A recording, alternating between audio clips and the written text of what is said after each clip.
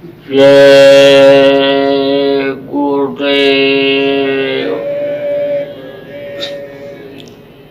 जय गुरुदेव। जय गुरुदेव। जय गुरुदेव नाम किसका, जय गुरुदेव नाम किसका, प्रभु का पावन नाम, प्रभु का पावन नाम। जय गुरुदेव। तो ये तो काम आप अपने लिए आप करो, तो दूसरों के लिए भी तो करना है, तभी तो आप परमार्थी कहे जाओगे। नहीं तो आप और दुनियादारों में अंतर क्या रह जाएगा। अरे भाई, मनुष्य तो पैदा होता है दूसरों के काम आने के लिए, और आप अगर पशु पक्षी की तरह से खाते पीते रहे और मतलब यह बच्चा पैदा करते रहे और आप ही चरे कि जैसे कोई जानवर हरी घास खा रहा हो, चर रहा हो, और दूसरा आ जाता है हाँ तो उसको मार के भगाता है और फिर उसको चरने लगता है, और रोटी कुत्ता खा रहा और दूसरा कुत्ता आ जाता है तो सबसे पहले उसको मार के भगाता है, नोच करके भगाता है, और चाहे छूटी हुई रोटी दूसरा ही कुत्ता खा जाए, लेकिन उसकी ऐसी प्रवृत्ति हो जाती है कि हम पहले इसको हटा दें और उसके बाद में तब खाएं। तो आदमी में और समझ लो कि इन जानवरों में फिर अंतर क्या रह जाएगा। तो आपको और लोगों को भी सुमिरन समझाना है। बहुत से सत्संगी हैं, इतने ही तो है नहीं। गुरु महाराज ने तो समझो कि समझ लो कि अनिल बहुत मेहनत किया। गुरु महाराज तो समझ लो आपके 60-65 साल तक अनिल लगातार इस काम में लगे रहे। आप समझो कि बचपन से ही अनिल परमार्थी निशाना उनका रहा, तो समझ लो बहुत दिन तक अनिल गुरु महाराज अनिल इस काम में सैकड़ों साल लगे रहे अनिल परमार्थ में। तो अब आप ये समझो कि उन्होंने तो आदमी बनाया, उन्होंने तो लोगों को समझाया बताया, मेहनत किया, ऐसे ऐसे स्थानों पर गए कि जहाँ कोई जा नहीं सकता, ऐसे जगहों पर जाकर के झोंपड़ियों में गाँव में लोगों को जगाया। तो मान लो उस समय के लोग चले गए, लेकिन संस्कार तो डाल गए वो। उनके जो बच्चे हैं वो अन्य समझ लो बच्चे पोते तक अन्य समझ लो कि जुड़े।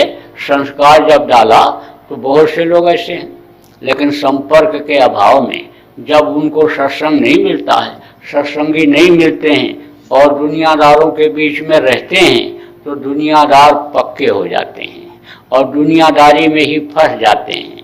और जब कर्म बुरे बन जाते हैं और कर्मों की सजा जब मिलने लगती है, तब वो जय गुरुदेव नाम याद करते हैं।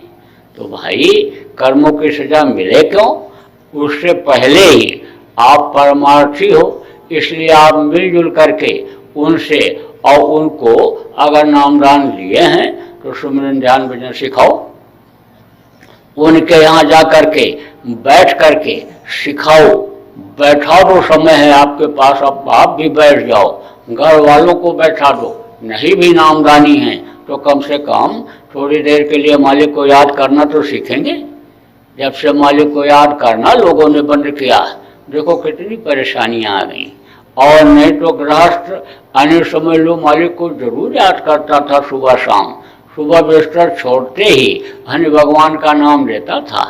जब कहीं जाना हो, अन्य घर छोड़ना हो, कोई भी काम करना हो, भगवान का नाम लेता था। खेत में जाते समय, दुकान में जाते समय, दुकान का ताला खोलते समय, अन्य समझ लो कोई चीज तोलते समय, अन्य पहली एक गिनती तो कोई बोलते ही नहीं था, सब राम कहते थे, मुसलमान बरकत कहते थे, यानी एक बोलते ही नहीं थे, एक भगवान का नाम ले करके ही शुरू करते थे। तो देखो कितनी शांति थी। खाना तो मोटा था, यानी कपड़ा तो मोटा था, यानी समझ लो रहन सहन तो एक तरह से आज जैसा नहीं था, लेकिन शांति बहुत थी, संपन्नता बहुत थी, नियत दुरुस्त रहती थी, बरकत होती थी, लेकिन अब कितना भी आदमी कमा लेता है, बरकत खत्म, बरकत होती ही नहीं। घर मकान तो बन गया, कपड़े लत्ते साफ सुथरा पहनने लग गया, साबुत कपड़ा पहनने लग गया, लेकिन अन्य समझ लो कि शांति नहीं है। तो अब आप ये समझो कि थोड़ा सा आप लोगों को यहाँ से जाने के बाद वहाँ थोड़ी मेहनत करनी पड़ेगी, लोगों को माला पकड़ाना पड़ेगा, सुमिरन ध्यान भजन समझाना पड़ेगा, जगह जगह पर केंद्र स्थापित करना पड़ेगा, क्योंकि असला काम तो यही है। इस काम को अगर अन्य लोग कर ले गए तो इसी से सब काम बन जाएगा, क्योंकि इससे मन चंचल नहीं होगा, इससे इंद्रियां चंचल नहीं होंगी, इससे अन्य समझ लो कि मन मरेगा और समझ लो कि ध्यान लगेगा। ध्यान किसको कहते हैं? याद करना, बराबर याद आएगा मालिक। जब ध्यान इधर से हटाओगे तब उसको याद करोगे, तो ध्यान जब इधर इस बात के लिए हो जाएगा कि साईं इतना दीजिए जहाँ में कुटुंब समाए और मैं भी भूखा ना रहूं, साथ न भूखा जाए। जब हविष कम हो जाएगी, लालच कम हो जाएगी, जैसे छोड़ करके चले आए, बहुत से लोग दुकान छोड़ के चले आए, कारोबार अपना छोड़ करके चले आए, काफिले में 41 दिन के लिए लौट करके जाएंगे, क्या भूखे में रहेंगे? कहीं भूखे मर सकते, या इनका कोई काम रुकेगा? कोई काम नहीं रुकेगा। और लोग तो परेशान नजर आएंगे और ये प्रसन्नचित रहेंगे, क्योंकि इनके अंदर त्याग आ गया।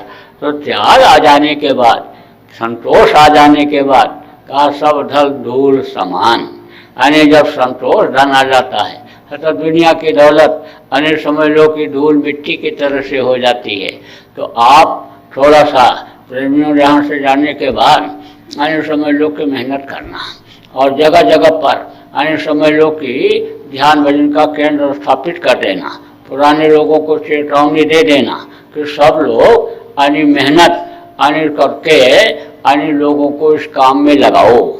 जो प्रेमी हैं, कार्यकर्ता हैं वहाँ पर, उनको भी अन्य जगह जगह पर ध्यान भजन कराने के लिए कहना। अब एक गांव से दूसरे गांव में चले जाएं, वहाँ घंटा 2 घंटा बैठे लोगों को बैठाऊं, फिर वापस आ जाए। कोई घर थोड़ो छोड़ देना है रोज, और रोज अन्य समझ लो कि काम थोड़ो छोड़ देना है, काम भी करते रहो, वो भी करते रहो। यह भी लेना देना, एक दूसरे का कर्जा ये भी अदा कर लो, लेना देना है। कितने जन्म बीत गए, कितने सतयुग, त्रेता, द्वापर, कलयुग, युग बीत गए और अभी तक अपने घर नहीं पहुंच पाए, क्योंकि वो धार मिली नहीं, वो सूरज की धार मिली नहीं। वो धार अन्य समझ लो कि नीचे की तरफ अन्य हो गई, किसकी? सूरज की धार, धारा कहते हैं। जब सूरज की धार इधर हो जाती है, इस तरफ नीचे की तरफ, तो उसको धारा कहते हैं। और यही जब उलट जाती है तब इसको राधा कहते हैं। कहा ना, राधा स्वामी।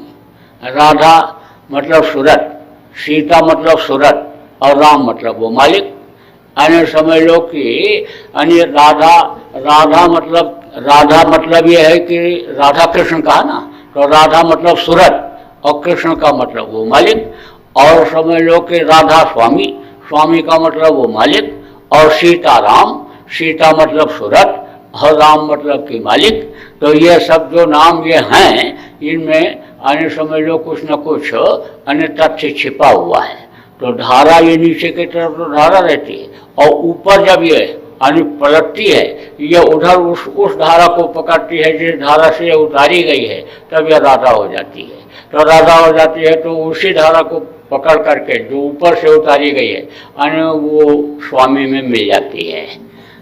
तो कहा ना, कबीर साहब ने कहा कि कबीर धारा अगम की, कबीर धारा अगम की, सतगुर दई बताए, और सूरत गुरुदेव बताए, और पुण्य पलट सच सुमिरन करो, स्वामी संग मिलाए। स्वामी के संग, हानि समझ लो कि स्वामी का संग मिल जाता है जब पलट दो। जैसे अंग्रेजी में DOG डॉग, डॉग माने कुत्ता, और पलट के पढ़ो तो GOD गॉड, गॉड माने परमात्मा, भगवान। तो जब ये नीचे की तरफ है तब इसको अपना कोई ज्ञान नहीं है कि हमारे अंदर कितनी पावर है, कितनी शक्ति है, क्या है। और जब ये पलट जाती है, इधर से जब इधर का मुँह उधर हो जाता है, तो सोई जानते देव जनाई, और जानना तुम्हें तुम्हें हो जाई हनी। और फिर उसी मालिक में ये मिल जाती है और मालिक की पूरी पावर इसमें आ जाती है। तो शब्द बराबर हो रहा है, बोला रहा है, वो शब्द के द्वारा आवाज लगा रहा है, लेकिन अन्य समझ लो कि वो कान अंदर का बंद हो गया। एकदम बंद नहीं है, एकदम अगर आंख बंद हो जाए, एकदम कान अगर बंद हो जाए तो आदमी बचेगा ही नहीं। वो पावर शक्ति शरीर को, जीवात्मा को मिल ही नहीं पाएगी। तो जैसे आप चांदनी के नीचे बैठे हो, ये शामियाना लगा है, आप छन छन करके अन्य समझ लो कि रोशनी आपको मिल रही, और इधर देखो धूप यानी एकदम सीधा दिखाई पड़ रहा है, तो यहाँ पर एकदम सीधे रोशनी मिल रही, यहाँ बहुत तेज रोशनी है, और उधर देखो धीमी। ऐसे ही हल्का पड़ता है, अन्य समझ लो कि कर्मों को छेद करके, बीध करके, और फिर जो है इसको जिंदा रखता है जीवात्मा को, इसको। अब यह है कि जब वो सजा मिलने लग जाती है, सजा मिलने लग जाती है तो भी कर्म करते हैं, क्योंकि अगर एक सजा मिलना बंद हो जाए, शरीर को कष्ट होना बंद हो जाए, मानसिक कष्ट अगर बंद हो जाए, तो भी अन्य समझ लो कि कर्म नहीं कटेंगे, वो हटेंगे नहीं, तो एकदम कर्म अन्य लग जाएंगे, मोटे हो जाएंगे, तो भी जिंदा हो पाना मुश्किल है। अब यह है कि कर्म कटते हैं, तो कर्म काटने का तरीका अगर मालूम हो जाए तो ये अन्य कर्म अन्य आराम से कटते जाएंगे। जैसे आंधी चलती है, तो आंधी चलती है तो धूल उठती है, धूल उठती है तो घर में आ जाती है। अब झाड़ू अगर लगा दो तो धूल हट जाएगी, और झाड़ू अगर नहीं लगाओगे तो वही धूल इकट्ठा होते होते होते पहाड़ बन जाती है। देखो जगह जगह पर राजस्थान में पत्थर कम हैं, लेकिन अन्य समझ लो कि बालू का ही पहाड़ बड़ा बड़ा हो गया ऊंचा, तो वो सब बालू सब इकट्ठा हो गया तो उसी का पहाड़ बन गया। ऐसे ही अन्य गंदगी का पहाड़ इकट्ठा हो जाता है अंदर में, अब वो काटना पड़ता है। अन्य सफाई करते रहो, सुमिरन ध्यान भजन करते रहो। भजन का मतलब क्या होता है? भगना। अन्य समझ लो थोड़े समय के लिए अन्य से संसार को छोड़ते रहो, इधर से भगते रहो, उधर ध्यान लगाते रहो, शब्द को पकड़ करके ऊपर जाते रहो, आवाज की मस्ती लेते रहो, तो समझ लो कि वो कर्म करते रहते हैं, और नहीं तो वही कर्म इकट्ठा हो जाते हैं, तब फिर वो सजा देते हैं। संचित क्रियामार्ग और जो है प्रारब्ध, ये 3 तरह के कर्म बताए गए। तो संचित कर्म किसको कहते हैं? पिछले जन्म के। अब पिछले जन्म के कर्म जो समझ लो कि आपके बने रह गए, बहुत ज्यादा अगर कर्म खराब होते तो मनुष्य शरीर नहीं मिलता।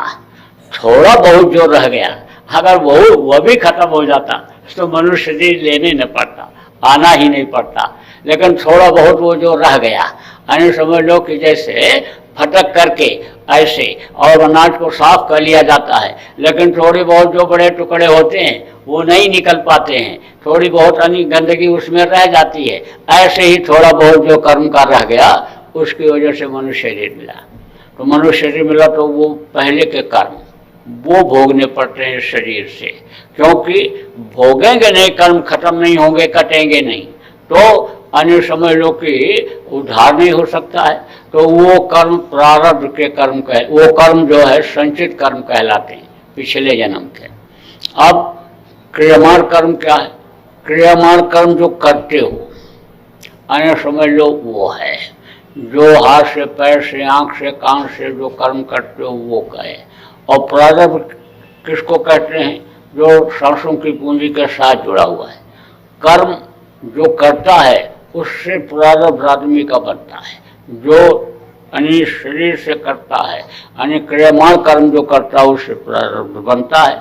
अब सद्गुरु जब मिल जाते हैं तो क्या करते हैं? पिछले जन्मों के कर्मों को काट देते हैं। यानी समझ लो भाव से अगर आता है सद्गुरु के पास, भक्ति अगर से आता है, यानी तप के साथ आता है, तो तुरंत काट देते हैं। उनके लिए कोई दिक्कत सद्गुरु के लिए नहीं होती है। पावर होती है, ज्ञान अग्नि हमेशा जला करती है, उस ज्ञान अग्नि में डाल देते हैं और दग्ध हो जाता है। देखो, एक अग्नि होती है दिया चिराग की, वो भी अग्नि है, टिमटिमाती है, उसमें भी अग्नि ही है, वो भी पावर है अग्नि की।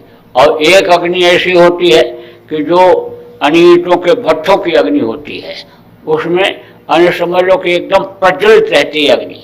अब उसमें इतनी मोटी लकड़ी डाल दो, इतना मोटा डाल दो, सब जला देती है, वो अग्नि तेज होती है। ऐसे ही सदगुरु के पास जो ज्ञान अग्नि होती है, उसमें वो कितना भी हो सब दग्ध कर देते, जला देते हैं।